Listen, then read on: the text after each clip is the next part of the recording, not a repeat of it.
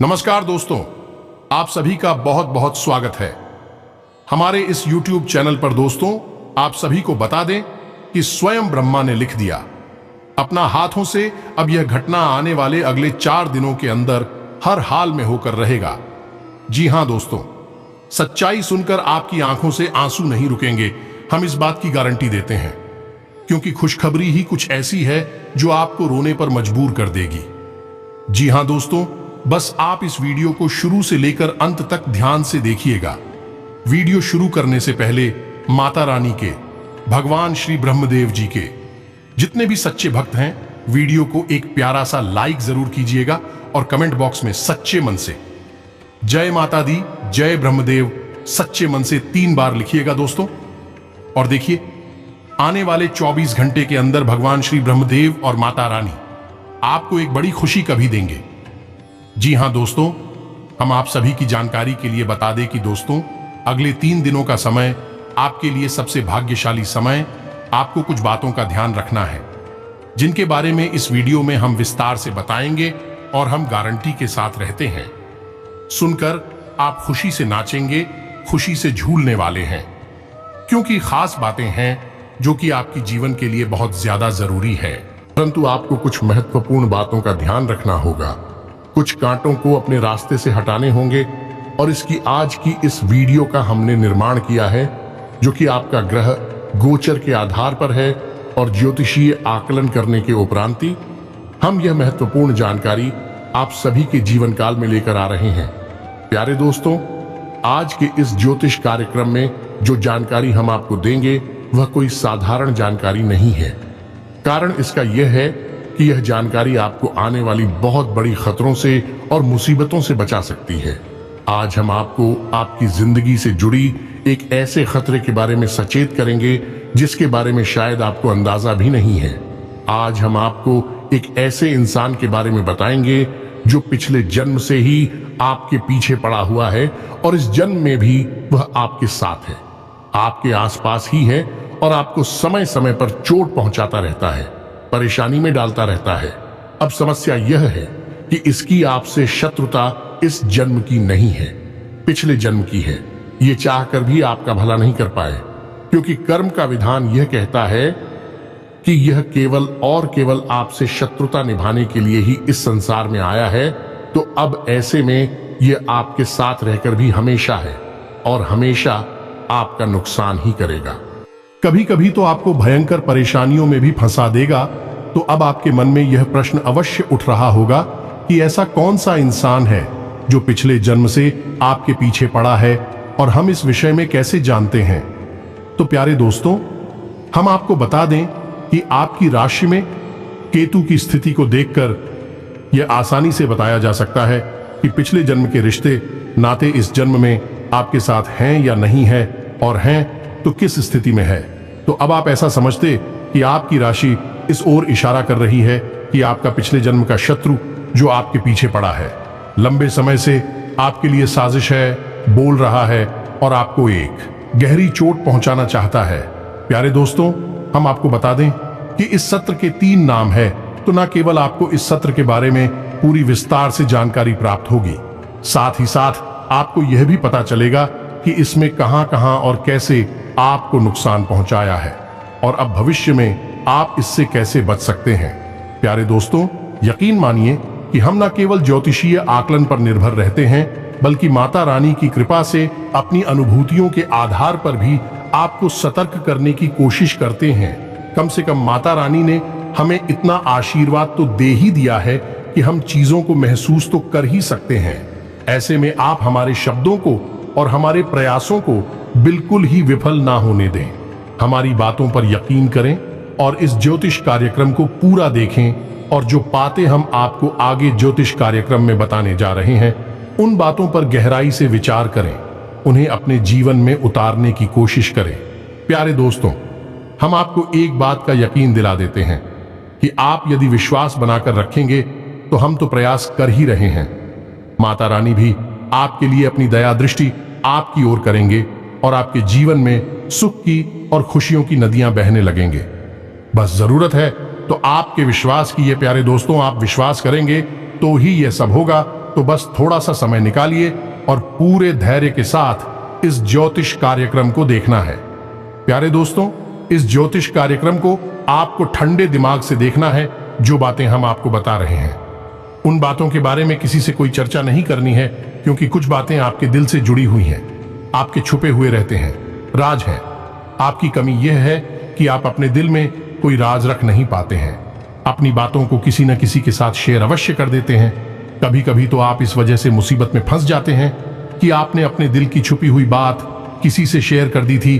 तो कृपया कर इस बार आप ऐसा ना करें, बस सुने और समझे। जी हां प्यारे दोस्तों, कुछ ऐसा अद्भुत आपकी राशि में, आपकी कुंडली में हो रहा है।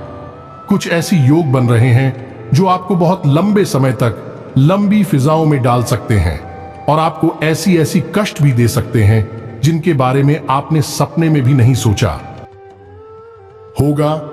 तो इन लोगों के बारे में भी आपको जानना बेहद आवश्यक है। हम इसके विषय में भी आपसे बात करेंगे। कुछ ऐसे कार्य आपको बताएंगे जो आपको भूल कर भी नहीं करने होंगे। प्यारे दोस्तों, ये तो सभी बताते हैं कि क्या करें और क्या ना करें, लेकिन इन बातों को गहराई से कोई नहीं समझाता है। और कुछ ऐसे कार्य हैं जो पूर्ण रूप से बाधित होते हैं। उन कार्यों को करना यानी कि अपनी दुर्गति को आमंत्रित करने जैसा होता है, तो उन्हें बिल्कुल भी नहीं करना चाहिए।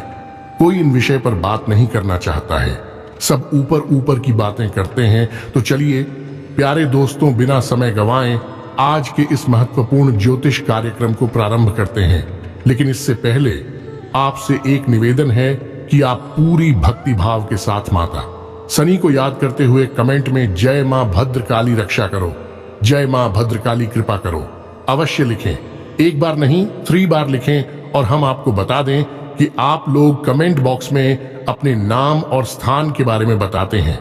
हमें यह बहुत अच्छा लगता है और हम चाहेंगे कि जिन लोगों ने अब तक अपने नाम किए हैं, माता रानी की सीधी कृपा उनके पास पहुंचे, माता रानी उनका उद्धार करें। हम उनके नाम से आहुतियां अपने यहां शनिवार वाले हवन में अवश्य ही करवा देंगे। प्यारे दोस्तों, यही से तो प्रेम का बंधन बनता है, जब हम आपकी सेवा करने के लिए तैयार हैं और आप भी हम पर पूरा विश्वास दिखाते हैं, तो बहुत अच्छा लगता है। ऐसा लगता है जैसे कि माता रानी की हमने भक्ति की है, वह पूर्ण रूप से सफल हो चुकी है। जी हां प्यारे दोस्तों, तो अब ध्यान से सुनिए। जो बातें हम आपको बताने जा रहे हैं आपके जीवन के लिए रामबाण साबित होंगी। संजीवनी बूटी के सम्मान में आपको नई ऊर्जा देंगी, नया जीवन दे कि आपके जीवन में वैसे तो कई रिश्ते नाते हैं। आप सभी रिश्तेदारों को पूरे भाव के साथ सच्चे हृदय से निभाने की कोशिश करते हैं। किसी को भी आप किसी भी प्रकार से दिल से नुकसान नहीं पहुंचाना चाहते हैं, ना ही किसी का दिल दुखाना चाहते हैं। और जो आपसे प्रेम करते हैं आपसे बेहद प्रसन्न भी रहते हैं। लेकिन प्यारे दोस्तों, आपके कुछ रिश्ते ऐसे भी हैं जो आपके दिल के बेहद ही करीब हैं। आप उनके बिना जीने के बारे में सोच भी नहीं सकते हैं और उनके लिए आप किसी भी हद तक जाने के लिए तैयार रहते हैं। लेकिन आपको जानकर आश्चर्य होगा कि उन्हीं रिश्तों में कुछ रिश्ते ऐसे भी हैं, इन कुछ लोग ऐसे भी हैं जो आपके बारे में बिल्कुल भी अच्छा नहीं सोचती है। अब ऐसा नहीं है कि बीच जानबूझकर आपको हानि पहुंचाना चाहते हैं, आपके जीवन को नरक बनाना चाहते हैं। कभी कभी अनजाने में ही उनके हाथों ऐसे काम होते हैं कि आपके जीवन में पीड़ा है प्रारंभ हो जाती है, तकलीफ में शुरू हो जाती है। अब ऐसा होता ही क्यों है और इस बात में कितनी सच्चाई है, इस बात को समझाने के लिए हम आपको एक छोटी सी कहानी सुनाती है। कहानी बेहद ही रोचक है और आपके जीवन से सीधे संबंध रखने वाली है, तो ध्यान से सुने। एक बार की बात है कि एक गांव में 2 दोस्त रहा करते थे। गरीबी और बेरोजगारी से परेशान थे, तो उन्होंने सोचा कि चलो कहीं बाहर निकलते हैं और कोई रोजगार, कोई काम धंधा करेंगे जिससे कुछ धन कमाएंगे, पैसा कमाएंगे और वापस आकर अपने घर वालों को भी सुख देंगे और खुद भी जीवन खुशियों से के साथ जिएंगे। बस ऐसा सोचकर दोनों दोस्त बाहर किसी बड़े शहर में चले गए।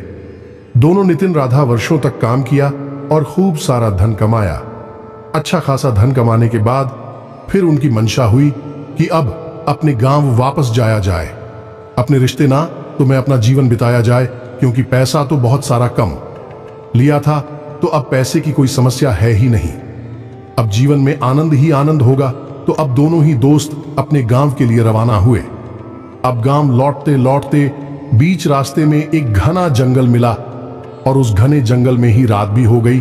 तो अब ऐसे में हुआ यह कि दोनों प्यारे दोस्तों ने उसी जंगल में ही एक पेड़ के नीचे रात बिताने का फैसला लिया। अब एक दोस्त ने कहा कि मैं पास ही के किसी गांव में जाता हूं और कुछ खाने पीने का सामान लेकर आता हूं। तुम यहीं पर रुक और मेरी प्रतीक्षा करो और यहीं पर अपना धन भी संभाल कर रखना। ऐसा कह दूं तो पास ही के एक गांव में चला गया कुछ खाने पीने का सामान लेने के लिए, और एक दोस्त वहीं पर रुक गया। जंगल में उस पेड़ के नीचे तो प्यारे दोस्तों, जो दोस्त गांव में गया था खाना लेने के लिए, उसके मन में लालच उत्पन्न हो गया।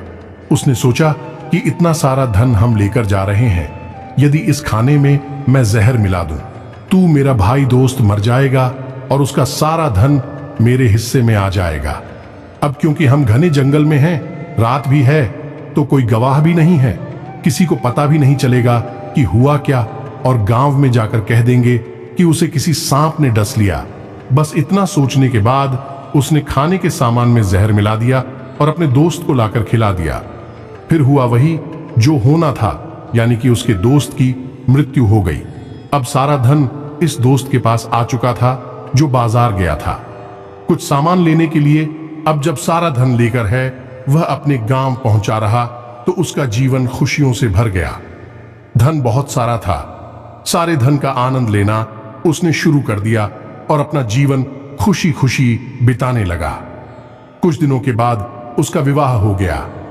विवाह होने के बाद उसके एक संतान उत्पन्न हुई। एक लड़का। प्यारे दोस्तों, बचपन से ही वह लड़का बीमार रहने लगा। उसकी बीमारी में लगातार पैसा खर्च होता जा रहा था और कहीं भी उसकी बीमारी का ठीक से इलाज हो नहीं पा रहा था। सारे डॉक्टर, सारे बैग, हर तरीके का उपचार करवा लिया, लेकिन उसकी बीमारी के बारे में ना तो कुछ पता चलता था और ना ही वह ठीक रहता था। लगातार बीमार रहने के कारण उसके इलाज में काफी सारा धन खर्च होने लगा है। धीरे धीरे वह बालक बड़ा होने लगा, तो कभी वह ठीक रहता और कभी वह बीमार रहता। इस प्रकार लगातार बीमारियों के क्रम से उस इंसान के द्वारा लाया गया सारा धन उसकी बीमारी में ही खर्च हो गया।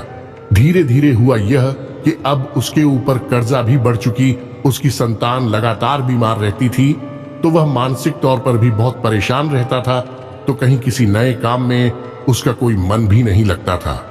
अभी स्थिति धीरे धीरे बिगड़ती चली जा रही, जब वह इंसान एक बहुत मोटे कर्ज में दब गया।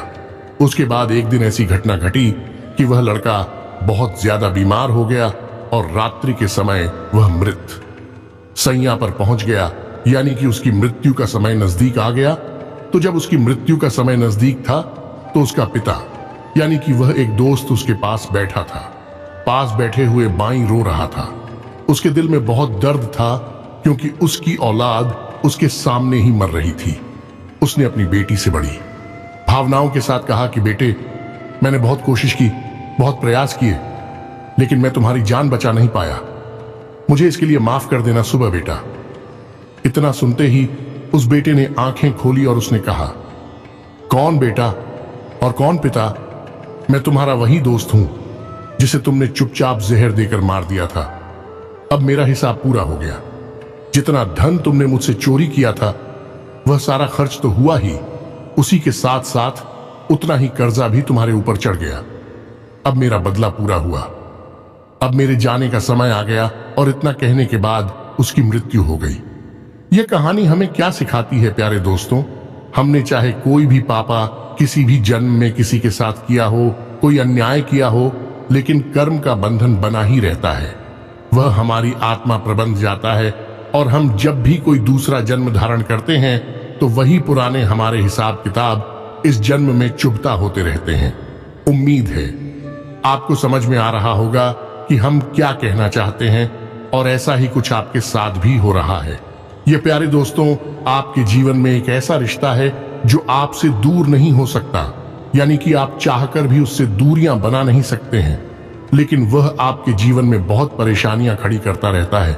अब ऐसे में होता है यह है कि वह आपका रिश्तेदार आपको चाहे जानबूझकर कष्ट ना थी तो हो, लेकिन परिस्थितियों का ऐसा निर्माण होता है कि हिसाब किताब बराबर होने के चक्कर में आप परेशान बने रहते हैं। प्यारे दोस्तों, यह आपका इस पिछले जन्म का नाता है, यानी पिछले जन्म का हिसाब किताब है।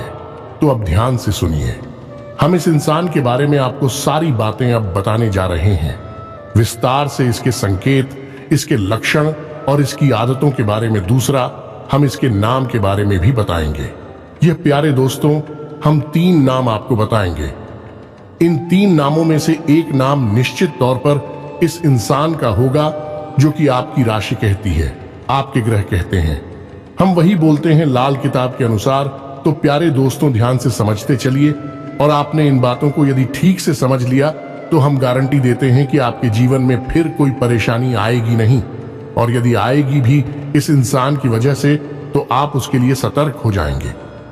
यह प्यारे दोस्तों, ध्यान से समझिए, यह एक इंसान ऐसा इंसान है जिसने आपको कई बार परेशान कर रखा है, मानसिक तौर पर भी और आर्थिक तौर पर भी। यह आपको बर्बाद कर चुका है। आपका मन करता है कि आप इससे पीछा छुड़ा लें और आप इससे कहीं दूर चले जाएं या इसे ही अपने पास से दूर भगा दें, लेकिन प्यारे दोस्तों, आप चाहकर भी ऐसा नहीं कर पाते हैं, क्योंकि आप भावनात्मक तौर पर दिल से इससे जुड़े हुए हैं। तो आप इससे दूरी भी बना नहीं सकते हैं, इसके बिना भी रह नहीं सकते हैं, और इसके साथ भी आप रह नहीं पा रहे हैं। या प्यारे दोस्तों, परिस्थितियां ही ऐसी बनती जा रही हैं कि आपका जीवन इसके साथ रहकर भी कष्ट में गुजर रहा है, और आप इसके बिना रहने के बारे में भी सोच नहीं पा रहे हैं। जी हां प्यारे दोस्तों, विचार करके देखिए। बड़े ही मन की बात, बड़ी ही अध्ययनों के बाद हम आपको यह सारी बातें बताने जा रहे हैं। ये इंसान आपके बनते हुए काम में रोड़े अटकाता है, आपकी हर कही हुई बात के खिलाफ जाता है, आपकी बात हमेशा काटने की कोशिश करता है।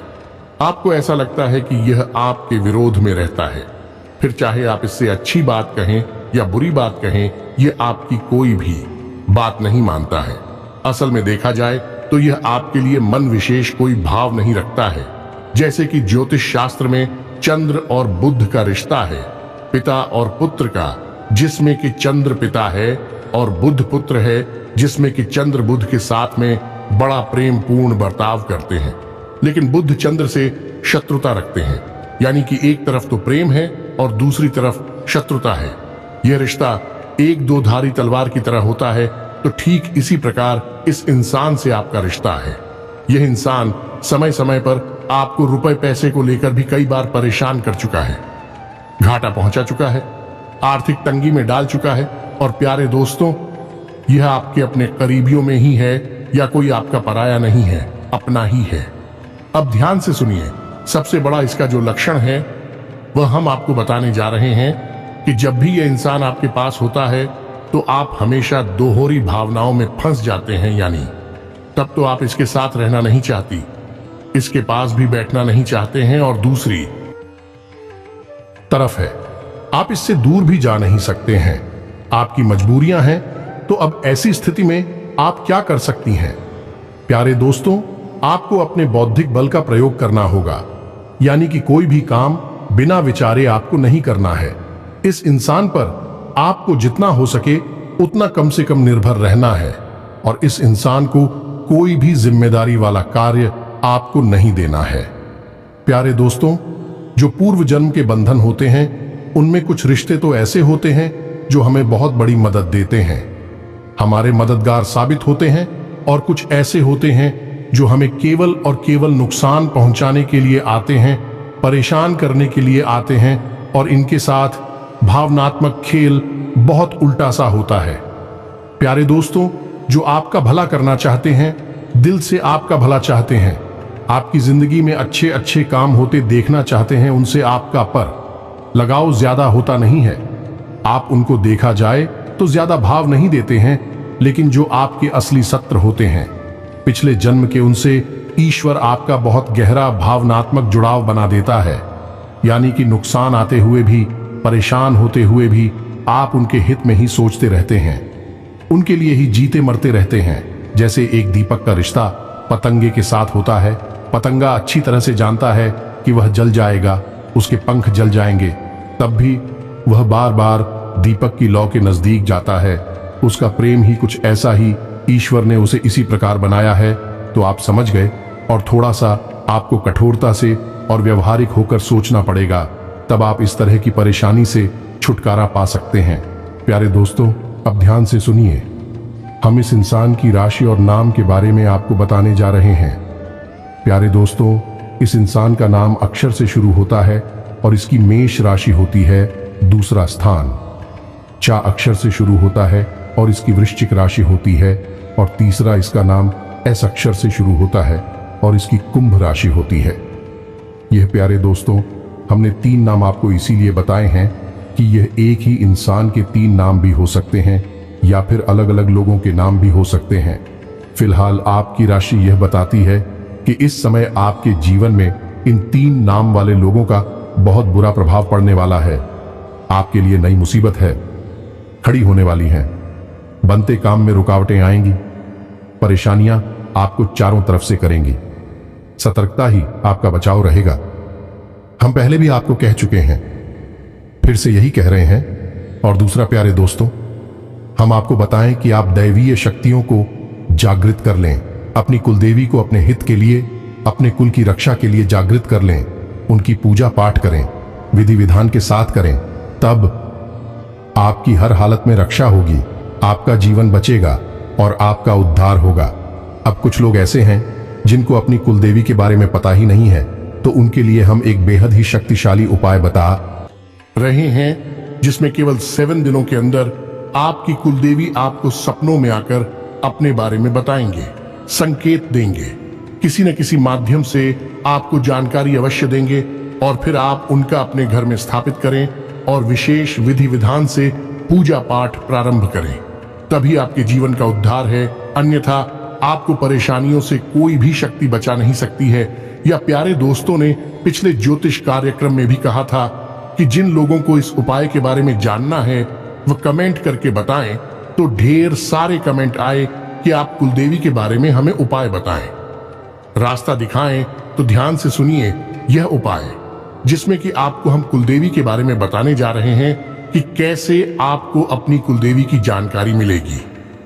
अब ध्यान से सुनिए, यह उपाय शुक्रवार के दिन से प्रारंभ होगा। तो शुक्रवार के दिन आपको सुबह जल्दी नहा धोकर शुद्ध होकर अपने पूजा घर में जाना है। पूजा घर में जाने के बाद आपको एक साबुत सुपारी लेनी है। सुपारी देवी का शुद्ध स्वरूप माना जाता है। प्यारे दोस्तों, अब याद रखेगी, सुपारी खंडित नहीं होनी चाहिए, साबुत होनी चाहिए। अब इस सुपारी को आपको अपने पूजा घर में रखना है, यानी जिस अलमारी में भी आपने भगवान की स्थापना की है उसी अलमारी में आपको इस सुपारी की भी स्थापना करनी है। देवी का आवाहन करना है, अपने मन में कहना है कि ही देवी, हमें आपके बारे में बिल्कुल भी ज्ञान नहीं है, हम ठीक हैं, आप हमारा निमंत्रण स्वीकार करें और आप हमारे घर पधारें। सुपारी को जब आप वहां पर रखेंगे तो आपको याद रखना है कि नीचे आपको लाल रंग का आसन बिछाना है। लाल रंग के आसन पर बिछाने के बाद आपको सुपारी रखनी है और सुपारी के ऊपर आपको थोड़ा सा जल छिड़कना है। जल चढ़ाते समय आपको यह ध्यान करना है कि माता, हम आपको जल्द समर्पित कर रहे हैं, कृपया करके ऐड करें। उसके बाद आपको माता को एक धागा समर्पित करना है, मौली का धागा होना चाहिए। और जब आप धागा समर्पित करें तो मन में कहते जाएं कि हे मां, हम आपको वस्त्र अर्पित कर रहे हैं, कृपा करके ग्रहण करें। इसी प्रकार का सुपारी के ऊपर सिंदूर लगाकर मन में स्मरण करें कि हे मां, हम आपको श्रृंगार अर्पित कर रहे हैं, कृपा कर ग्रहण करें। इसके बाद आपको गाय के घी का दीपक जलाना है, दीपक का होना चाहिए। ध्यान रखना है, आपको तांबे का, मिट्टी का या आटे का नहीं होना चाहिए, पीतल के दीपक में आपको गाय का घी डालकर दीपक जलाना है। और इसके बाद हाथ जोड़कर माता का स्वरूप सुपारी को मानकर मन ही मन यह स्पष्ट करना है कि माते, हमसे जो गलती हुई हो उसे क्षमा करें, हमारी रक्षा करें, हमारी कुल की रक्षा करें और हमारे घर में स्थान ग्रहण करें, कृपा करें। हम अबोध बालकों को अपने संकेत दे, हमें आपके बारे में कुछ भी पता नहीं है, हम आपसे पूरी तरह अनभिज्ञ हैं, अनजान हैं, तो किसी न किसी रूप में हमें संकेत दे चाहे सपने के माध्यम से, चाहे किसी अन्य प्रकार से, अब जब इस प्रकार से आप प्रार्थना करेंगे तो वह सुपारी जो है वह मातृशक्ति का शुद्ध स्वरूप बन जाएगी। अब आपको रोज सुबह शाम नहा धोकर स्वच्छता के साथ, शुद्धता के साथ इस सुपारी का कुल देवी को मानकर ही पूजन करना है और अपने घर के मुख्य दरवाजे पर, यानी कि जो दहलीज है उसके ठीक बीचों बीच आपको एक कुलदेवी के नाम का ही दीपक जलाना है और दीपक की बाती का मुख बाहर की ओर कर देना है। ये प्यारे दोस्तों, ये प्रक्रिया आपको 7 दिनों तक लगातार करनी होगी। सुबह शाम अखंड होनी चाहिए, बीच में एक भी बार खंडित नहीं होनी चाहिए। व्याप्त हां नहीं आना चाहिए। दूसरा कि इस प्रक्रिया को करते समय आपको कुछ बातों का विशेष ख्याल रखना होगा। अब क्योंकि देवी मातृशक्ति हैं तो किसी भी स्त्री का आपको भूलकर भी अपमान नहीं करना होगा। ऐसे में आपकी परीक्षाएं ली जाएंगे। प्यारे दोस्तों, की देवी देवताओं की कृपा इतनी आसानी से प्राप्त नहीं हो जाती है, तो आपकी कई बार परीक्षा ली जा सकती है। यानी कि कोई स्त्री आपका अपमान करेगी। हो सकता है कि कोई ऐसा व्यक्ति हो जो आपको कष्ट पहुंचाए, आपको मानसिक तौर पर प्रताड़ित करें। तो ऐसे में आपको क्रोध भी आ सकता है, तो अपने क्रोध पर नियंत्रण रखें। महिलाओं को तो भूल कर भी अपमान ना करें, यह आपके लिए चुनौती होगा। क्रोध पर नियंत्रण रखना होगा।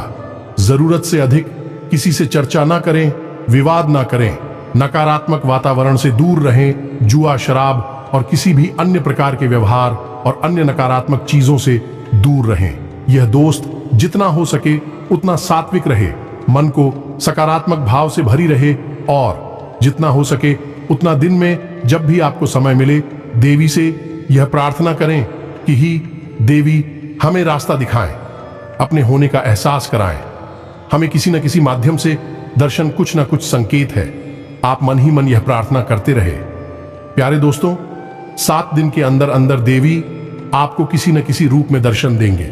जहां तक है, ऐसा देखा गया है कि अक्सर जातकों को सपने के माध्यम से देवी के दर्शन होते हैं। ये किसी न किसी प्रकार का संकेत प्राप्त हो जाता है। लाल किताब में इस प्रक्रिया का वर्णन मिलता है और इस प्रक्रिया के माध्यम से हजारों लोगों ने अपनी कुलदेवी के बारे में, जिनके बारे में वह पूर्ण रूप से अनभिज्ञ थे, उनके बारे में पता लगाया है। और प्यारे दोस्तों, यकीन मानिए कि जिन जातकों ने अपनी कुलदेवी का पूजन शुरू कर दिया है, उनके जीवन में ऐसे चमत्कारी और भव्य परिवर्तन आए हैं जिनके बारे में उन्होंने कभी सपने में भी नहीं सोचा था। यानी कि उन्होंने यदि यह सोचा था कि उनका काम धंधा अच्छा चले और उनका जीवन आसान हो जाए, तो आसान होने के बजाय आज उनके लाखों करोड़ों का कारोबार हो गए।